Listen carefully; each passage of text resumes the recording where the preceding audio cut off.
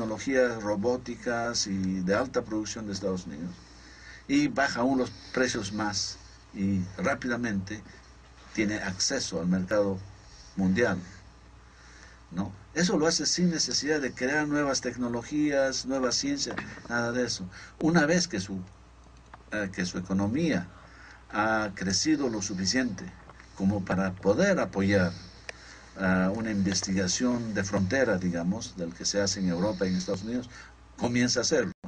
Y eso está ocurriendo en los últimos años, ¿no? Ya está comenzando a explorar el espacio, por ejemplo.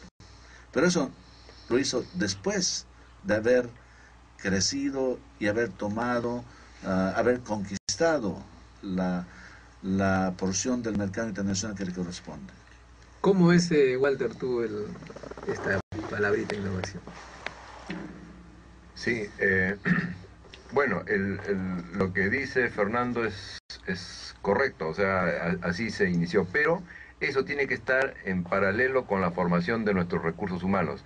O sea, no solamente para ser aplicadores de lo que otros están generando, sino que simultáneamente a la hora de aprender a hacer las cosas que ya lo han hecho otros, ¿no? Pero tenemos que ir generando poco a poco nuestros propios recursos, nuestros propios científicos, que ellos después ya van a dar el salto, ¿no? Si no, nunca vamos a dar ese salto, siempre vamos a estar solamente como consumidores de las cosas, ¿no? Entonces, en ese sentido, mientras se aplique simultáneamente estas dos políticas, yo pienso que entramos y creo que el país puede entrar o ya está entrando de a poquitos en esta forma. Ahora que el mundo está globalizado es más fácil todavía hacer estas dos políticas. Lo que nos falta es una política de generación de recursos humanos, ¿no? En el campo científico, eso sí todavía estamos muy atrasados. Bueno, respecto a la innovación, la innovación no solamente se da en el campo de la ciencia y tecnología, ¿no? Sino se da en todas nuestras actividades, es darle mejoras a nuestros productos, como dice Fernando, y que esto tenga impacto en el mercado, ¿no?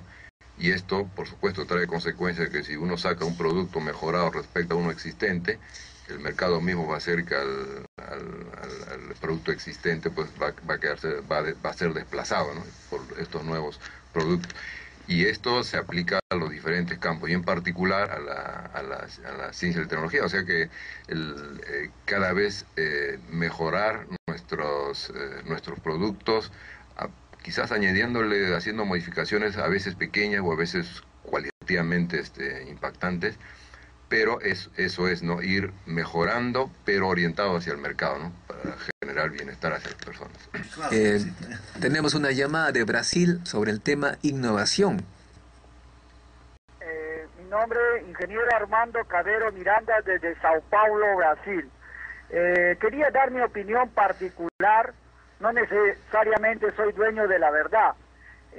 Para mí, con 20 años trabajando en desarrollo y pesquisa en la industria privada, como diría un colega, la invención es la inversión de tiempo y dinero en nuevas ideas.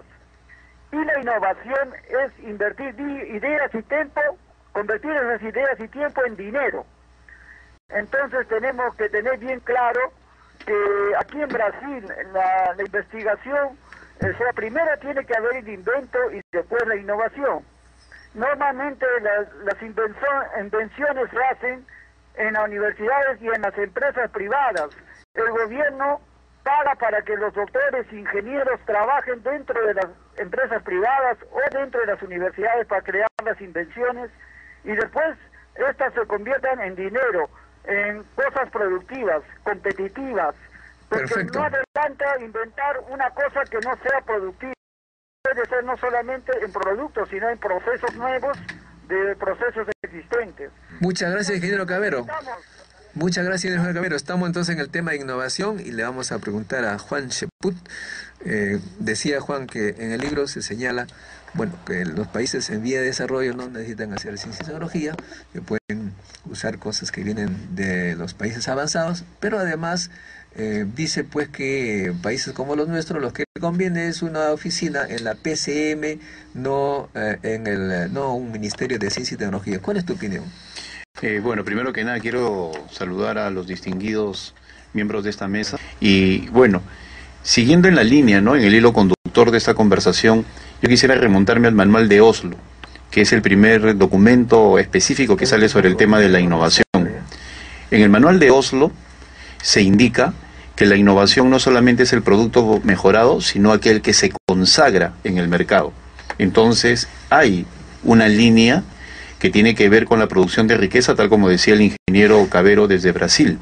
Pero el principal aporte del libro es que la innovación requiere de un sistema de innovación, es decir, un conjunto de factores que interactúen sinérgicamente para que se logre esa consagración en el mercado. ¿Cuáles son esos factores? Los estímulos que tienen que venir desde el gobierno, la conformación de una masa crítica, como decía el doctor Carranza, es decir, de investigadores y científicos que se dediquen a trabajar estos temas en laboratorio. Walter Estrada. El doctor Estrada, Walter Estrada. Por otro lado, el tema de las políticas públicas que emanan de los propios gobiernos, de los empresarios que trabajan activamente en conjunto con los profesionales investigadores y científicos, y finalmente un mercado ávido de productos mejorados. Si no se dan todas estas condiciones, es muy difícil que haya innovación. Desde el punto de vista de las políticas públicas, se requiere de un ente rector. Cuando se dice en el libro de que no es necesario una entidad rectora en materia de ciencia y tecnología, pues entonces estamos obviando casos exitosos de otros documentos del Banco Mundial, como el llamado El Camino de Corea. Corea parte de la creación de un instituto de ciencia y tecnología que luego se convierte en ministerio, que al igual como decía el doctor Ponce, empiezan no solamente a imitar, sino a construir esa masa crítica de científicos e investigadores que van hacia las mejores universidades del mundo con cargo a retornar, para que luego se encarguen de las investigaciones que se requieren en los países y conformen los equipos innovadores. Ahora, sí estoy de acuerdo con el libro cuando dice que innovación no es lo mismo que investigación y ciencia, y te voy a dar un ejemplo. Las patentes, que son importantísimas en todo el mundo, no necesariamente es un producto terminado y consumido por el mercado. Si un inventor, por ejemplo, determina un nuevo chip, ese chip no va a ser consumido por el mercado sino a través de un producto que es la computadora. El chip por sí solo no es aceptado por el mercado, pero la computadora sí. Entonces, ¿qué es lo que tienen que hacer los gobiernos? En la masa crítica de científicos e investigadores, buscar las patentes, que al final son las que se usufructan y generan riqueza. ¿Pero cómo? Transformadas en productos. Entonces, si hacemos solamente una de las cosas, obviamente no se va a complementar con las exigencias del mercado. Es necesario que se articule todo un sistema en el cual participe activamente la universidad, políticos dedicados a los grandes temas. De preferencia, yo estoy convencido de que un ministerio sería fundamental desde el punto de vista de generación de políticas públicas. Empresarios ávidos de generar capitales semilla. Yo veo con envidia el caso chileno, brasileño, mexicano y colombiano, en el cual los empresarios donan en promedio, por empresa, entre 15 y 20 millones de dólares. ¿Para qué? Para productos de investigación. Me refiero a las grandes empresas, obviamente. En el Perú, si se dona algo, es completamente episódico y en algunos casos hasta ridículo. Entonces, si no se conforman capitales de semilla, si no se trabaja con un sistema activo de becas, si la academia no participa activamente, si el gobierno no dice políticas públicas, si los empresarios están de espaldas a las necesidades del país, pues no se podrá hacer innovación. Se necesita trabajar en diversos aspectos a la vez. Fernando, ¿alguna idea al respecto? No, estoy completamente de acuerdo. Son palabras muy sabias y bien estudiadas. Walter. Sí, por supuesto, o sea, concuerdo totalmente lo que ha dicho aquí nuestro ex ministro de Trabajo, Juan Cheput. Y efectivamente tiene que ser una cosa estructurada, tanto como política de Estado y la participación pues de las empresas y el sector académico, ¿no?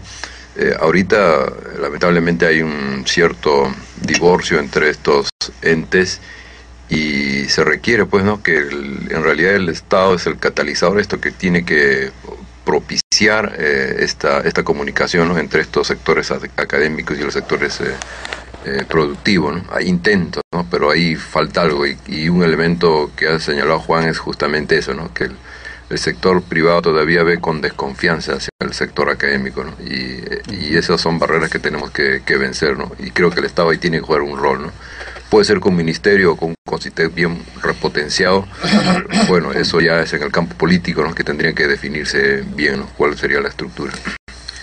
Bueno, el CONCITEC ha pasado a ser un miembro más de los tantos organismos que están en la PCM. El problema es cuando hay tantos y no hay pues una priorización adecuada. Y ahora cuando yo quiero pensar con quién hablar, digamos, en ciencia y tecnología, será con el presidente del CONCITEC, y el primer ministro no tiene tiempo para ninguno de los OPDs. Además, como sabemos, los presupuestos, las políticas se deciden en el Consejo de Ministros. ¿Cuál es tu experiencia al respecto? Tú conoces muy bien, Juan. Bueno, ¿dónde se deciden los presupuestos y las políticas? Los presupuestos se deciden en el Consejo de Ministros, por eso yo soy un particular defensor de la necesidad de un ministerio de ciencia y tecnología. Juan, te pregunto eso porque mucha gente dice, no, lo que se necesita es plata, lo que se necesita son normas, pero justamente, ¿dónde se deciden esos? Plata hay, pero se gasta en asuntos triviales, en consultorías innecesarias en muchos casos. Lo importante es que esas cosas, ¿dónde va? Se decide en Lo el que se Consejo de decide es Ministros. en el Consejo de Ministros, y por eso yo creo que tiene que haber una voz, un ministerio de ciencia y tecnología, para que de esa manera pueda defender las políticas públicas que se necesitan en un sector que hoy está completamente subestimado. Yo creo que lamentablemente hay un criterio economicista, un criterio de cajero en el manejo de los recursos públicos. Se critica, por ejemplo, a las regiones de que no invierten en las universidades, pero el propio Ministerio de Economía y Finanzas impide que la capacitación sea un fundamento de gasto, porque dice que los intangibles no tienen cómo probarse, y por lo tanto un gobierno regional no puede contratar a profesores exitosos del extranjero para que vengan a sus universidades, por ejemplo. Entonces, si no hay un ministro que defienda en el Consejo de Ministros el tema de ciencia y tecnología, pues lamentablemente no se va a tratar al nivel que se merece. Y las posibilidades de que el Perú sea un país desarrollado y que tenga un crecimiento económico estable van a ser mínimas. Hay una correlación perfecta entre crisis económica y países que no han invertido en ciencia y tecnología. Y cuando vemos que en el mundo desarrollado están sufriendo Grecia, España, Portugal, Italia, son los países que casualmente menos han invertido en patentes en ciencia y tecnología. Los países que más han invertido del Asia o de Europa, como Alemania, que acaba de meter 800 millones de euros más a los programas de ciencia y tecnología en plena crisis, son los que están saliendo por encima de esta crisis económica mundial. Por eso creo yo que si el Perú quiere aprovechar eficientemente sus recursos y hacer de este crecimiento económico algo sostenible en el tiempo y no episódico como en el guano, la harina de pescado, el petróleo, etcétera, etcétera, es necesario decidir de una vez por todas que el debate sobre la necesidad de un Ministerio de Ciencia y Tecnología es necesario en el país. Pero parece que el ministro de Economía lee pues este libro, Innovación, que son muy lectores de lo que dice el Banco Mundial, y ha decidido lo que dice también el libro a la PCM. Eso significa pues que hay demasiado economicismo en la política y falta ciencia. Pero un poco lanzándote la pelota, ¿por qué no en tu gobierno no se creó un ministerio? Bueno, casualmente porque en ese momento la situación institucional era otra. Había todo por reconstruir, pero sí se sentaron las bases. Comparar desde un punto de vista histórico lo que fue el gobierno de Alejandro Toledo, que salía de una tremenda crisis institucional en la cual había muchas cosas que reconstruir, exigía una serie de prioridades. La principal, recuperar la independencia de los poderes del Estado. Pero sí se sentaron las bases para que en un futuro se hiciera, por ejemplo, un gobierno de ciencia y tecnología, a tal punto que en el acuerdo nacional se indica claramente que el tema de ciencia y tecnología es un tema importante y gravitante y que bien merecería de funciones públicas específicas a través de un ministerio. La culpa no es de Alejandro Toledo, la culpa es de los que siguen, porque un gobierno que empieza a reconstruir sienta las bases para que otros sigan edificando, pero si no se edifica y más bien se retrocede, pues bueno, pues que el Perú saque sus conclusiones. Bueno, amigos, nosotros seguiremos luchando por esta idea que nos parece la más sensata, la científicamente deducida, no solamente por nuestras ideas cientificistas, sino por la práctica, porque sabemos cómo funciona el Estado, la estructura, cómo se dan las leyes. El Congreso no tiene ni siquiera de gasto, no puede dar una ley que conlleve, por ejemplo, gasto para científicos. Es el Consejo de Ministros. En el Consejo de Ministros los ministros defienden su presupuesto, defienden sus políticas, a veces se pelean entre ellos, y hay veces contra el ministro de Economía para lograr políticas adecuadas. Por ello, seguiremos nosotros preguntando a los científicos y a los ingenieros que se dedican a la investigación qué piensan y qué proponen sobre